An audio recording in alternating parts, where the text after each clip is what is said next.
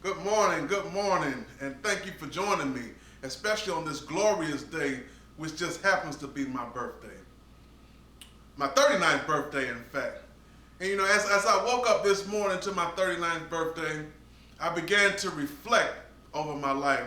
I began to do as Socrates says, to examine your life. In fact, Socrates says the unexamined life is just simply not worth living.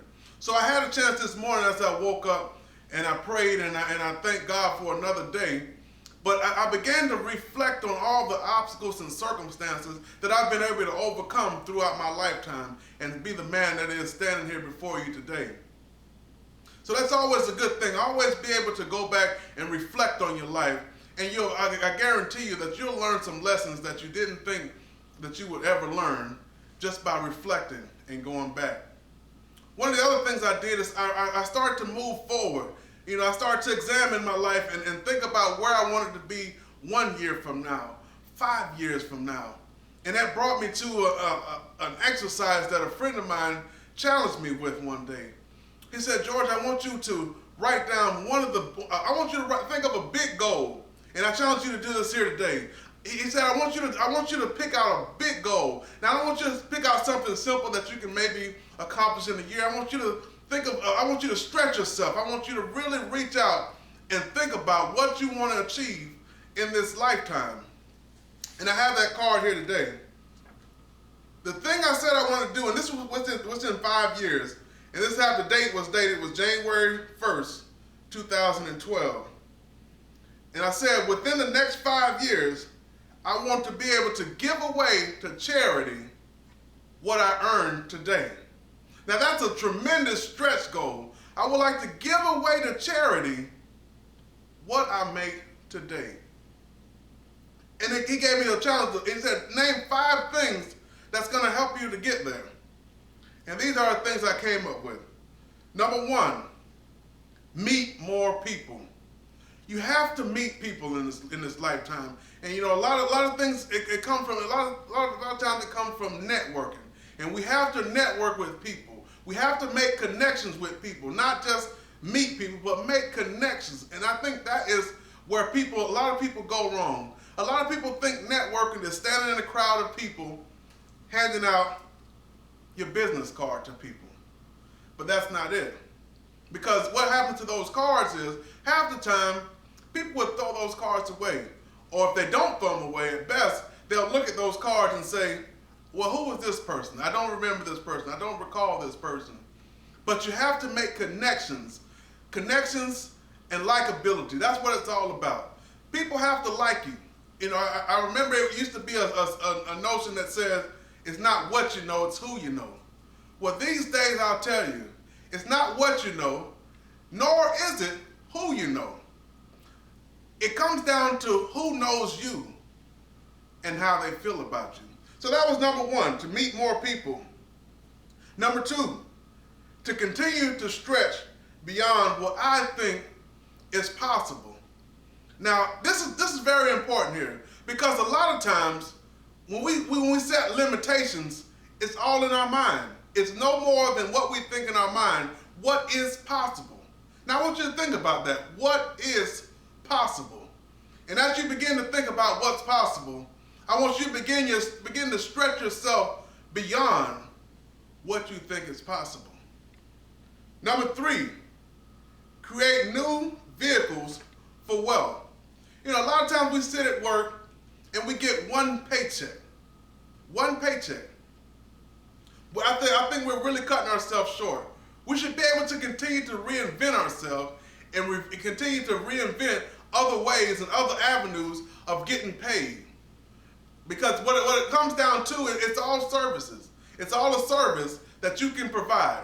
What service do you provide to your employer that makes that person like to pay you? Now, what happens is if you were to get fired, and I'm going a little bit off track here, but if you were to get fired, what would happen is you would then take your services, what I like to call transferable skills. You take your transferable skills and you market those skills to other employers or other paying customers. So that was number 3. Now, number 4, continue to continue to reinvent myself.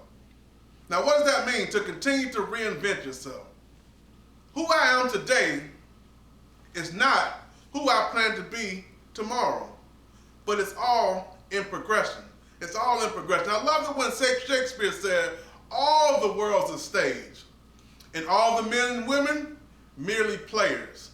We all have our exits and entrances, and one man in his lifetime will play many parts. Now, with that being said, we're always looking to reinvent ourselves. It's the people that have us stuck in who we are today. That's the person they always want us to be. If you look at your friends, they always expect you to be the same person. Good or bad or indifferent, they always expect you to be the same person. If you leave somebody and don't see that person for 5 years, when you see that person again, they'll expect you to be the same person you were then. But you can't get caught up in that. You have to be able to reinvent yourself. And by that I mean constantly in the progression of getting better. Be in the business of bettering yourself, of bettering your best, and you'll indeed better your wealth. The fifth thing is a stretch. And you really have to take this seriously because you have to continue to do steps 1 through 4. Continue to do all steps is step number 5. And I love, again, I want you to take a look at 5 years from now. 5 years from now, who will you be? Where will you be? What will be your lifestyle? I love this quote by a guy. His name is Charlie Tremendous Jones. And his name is Charlie Tremendous Jones. The tremendous comes from the fact that he has such a tremendous voice, almost like the voice that you're hearing coming out of my mouth. That tremendous voice that carries, that touches your soul. But anyway, Charlie Tremendous Jones said 5 years from now, you'll still be the same person you are today, except for 2 things. And that's the people that you meet.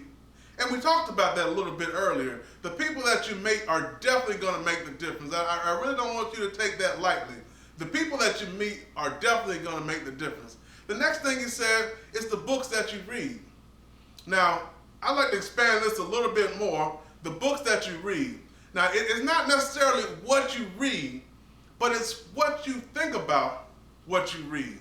And I'll say that again. It's not what you read, but only what you think about what you read.